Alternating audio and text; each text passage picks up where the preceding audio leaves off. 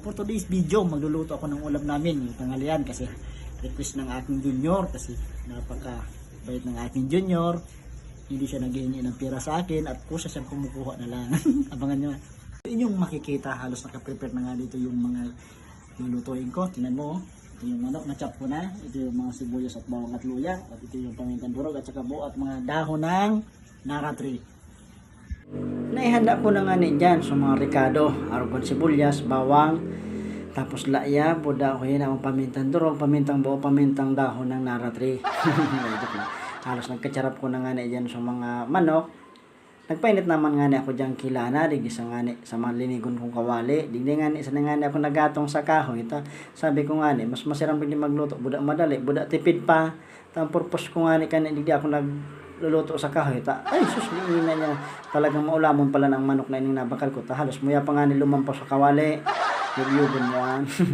Hindi nga ni pala talaga ako nagluto sa kahoy. Sabi ko nga ni Kima niya ko, hindi na sana magtagaluto sa kahoy. Nga ni, ang uring kang kahoy na yun. Pigdudugdug mi pa nga ni. Tapos, pigpapamara, pigpapabalad mi nga ni. Nga ni, magamit pa duman sa San Roque.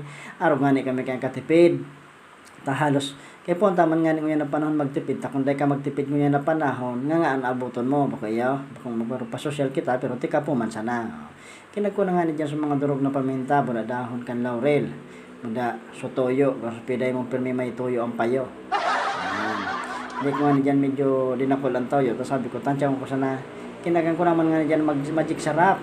Pero piday mo, pag dahil na sira man piday mo, pagan mo kanta nga, hindi kapag bayaan nga, ni masira man giraray siya. Hindi man, joke lang. Kinagan ko naman nga ni dyan kilit na asukar, tang medyo mahamis-amis nga ni pagmatik, may nga ni, masira nga ni ang adobo, pag medyo may uro asukar, dahil man nga ni pagdakulon, halos pag sobrahon nga niya sa amis, baka maputulan ng kamong bitis. Joke lang. Pero mas maray na safe mangyari. Magabang-abang kamo kan mangyayari. Araw kan maging makamkidakulo na tubig. Nga ni, ang dugo ni dugo. Malapot na maray buko. Mahamisan sa yung dugo. Yan. Tinanang ko naman nga ni dyan nga ni. Sabi ko, ano garo, lutulo naman nga ni. Mapakaon pa nga ni ako duman sa San Roque kan sa kuyang aki. Kung mahiling nga ni, dugdug ko na nga ni dyan ng kalayo.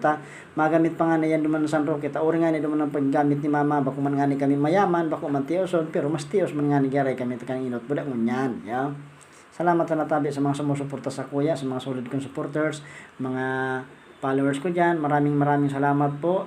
Salamat talaga, lalo sa mga nag-like sa picture ng aking anak. Maraming salamat. At ito na, sinimulan ko na nga ang pagkain at napakasarap talaga. Diet muna tayo, guys. Salamat.